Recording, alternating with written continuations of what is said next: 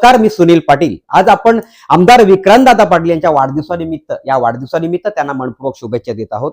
त्यांचा राजकीय आणि सामाजिक प्रवास वेध घेण्याचा आणि प्रयत्न करणार आहोत, कारण एखाद्या लोकप्रतिनिधीचा वाढदिवस हा केवळ शुभेच्छा देण्याचा दिवस नसतो, तर त्यांनी आतापर्यंत केलेल्या कार्याचा, त्यांनी उभ्या केलेल्या संघटनेचा, त्यांनी जपलेल्या पक्षनिष्ठेचा आणि त्यांनी जनतेमध्ये निर्माण केलेल्या विश्वासाचा आढावा घेण्यासाठी आज आपण या ठिकाणी हा घेत आहोत।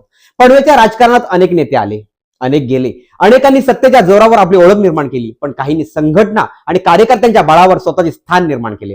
विक्रांतदादा पाटील यांचा हा प्रवास अनेकांच्या दृष्टीने अशा नेतृत्वाचा प्रवास मानला जातो। कार्यकर्ता म्हणून सुरुवात, युवकांमध्ये नेतृत्व, पक्ष संघटनेतील वाढत्या जबाबदाऱ्या आणि आज महाराष्ट्र विधान परिषदेचे आमदार तसेच भारतीय जनता पक्षाचे महाराष्ट्र प्रदेश महासचिव म्हणून जबाबदारी, हा प्रवास एका दिवसात घडलेला एका दिवसात घडलेला प्रवास नाही, तर हा चांगल्या पद्धतीने घडलेला प्रवास आहे। या प्रवासामध्ये अनेक वर्षाचा संघर्ष, सातत्य आणि पक्षनिष्ठा आहे। हा प्रवास समजून घ्यायचा असेल तर त्याची सुरुवात त्यांच्या स्वतःच्या राजकारणातून नाही, तर त्यांच्या वडिलांपासून करावी लागेल। बाळासाहेब पाटील हे पनवेल आणि रायगडमधील भारतीय जनता पक्षाचे ज्येष्ठ, निष्ठावंत आणि अभ्यासू नेते म्हणून ओळखले जातात। त्यांनी म्हाडाचे अध्यक्ष म्हणून जबाबदारी सांभाळली, मात्र त्यांची खरी ओळख एखाद्या पदापुरती मर्यादित नाही। पनवेल तालुक्यात भारतीय जनता पक्षाची पायाभरणी करणे, कठीण काळात पक्ष संघटना जिवंत ठेवणे, कार्यकर्ते घडवणे आणि भारतीय जनता पार्टीचे कमळ पनवेलमध्ये फुलवत ठेवण्यासाठी त्यांनी मोठे योगदान दिले। जेव्हा पनवेलमध्ये भारतीय जनता पार्टीची ताकद मर्यादित होती, तेव्हा बाळासाहेब पाटील यांनी पक्षनिष्ठा डगमगू दिली नाही। आजही भाजपच्या ज्येष्ठ मार्गदर्शनापैकी एक म्हणून त्यांच्याकडे आदराने पाहिले जाते, ते म्हणजे बाळासाहेब पाटील। अशाच राजकीय वातावरणात विक्रांतदादा पाटील घडले।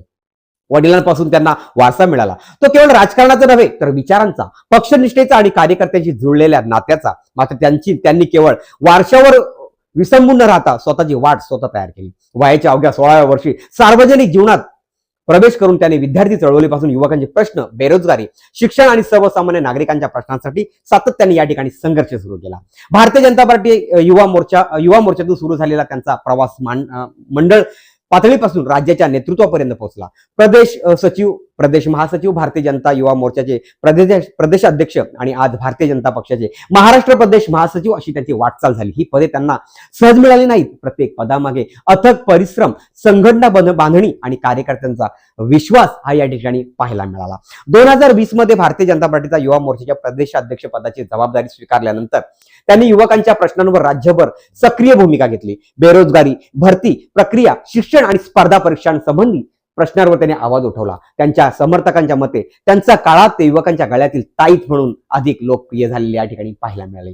2017 मध्ये पनवेल महानगरपालिकेत नगरसेवक म्हणून निवडून आल्यानंतर त्यांनी उपमहापौर म्हणून काम केले आणि पुढे पक्षाने त्यांच्या संघटनात्मक कार्याची दखल घेत महाराष्ट्र विधान परिषदेवर आमदार म्हणून संधी दिली। आज ते अनेकदा शेतकऱ्यांच्या बांधावर जाऊन त्यांच्या समस्या जाणून घेताना दिसतात। पनवेलच्या विकासाचे प्रश्न, शेतकऱ्यांचे प्रश्न आणि सिडकोशी संबंधित विविध विषयांवर त्यांनी वेळोवेळी भूमिका घेतलेली आहे, असे त्यांच्या समर्थकांचे या ठिकाणी म्हणणे आहे। आज त्यांच्या सभांमध्ये युवकांची मोठी फौज दिसते। कार्यकर्ता हा पक्षाचा कणा आहे, या विचारांवर त्यांनी सातत्याने भर दिला आहे। त्यामुळे कार्यकर्ता ते आमदार हा त्यांचा प्रवास अनेकांच्या दृष्टीने संघटनातून घडलेल्या नेतृत्वाचे उदाहरण या ठिकाणी मानले जाते। लोकशाहीमध्ये कोणत्याही लोकप्रतिनिधीची अंतिम कसोटी जनतेच्या न्यायालयातच होत असते, मात्र कार्यकर्ता म्हणून प्रवास करून पक्ष संघटनेतून राज्याच्या नेतृत्वापर्यंत पोहोचलेला विक्रांतदादा पाटील त्यांचा हा प्रवास पनवेलच्या राजकारणातील अतिशय महत्वाचा प्रवास म्हणून निश्चितच या ठिकाणी चर्चेत राहतोय।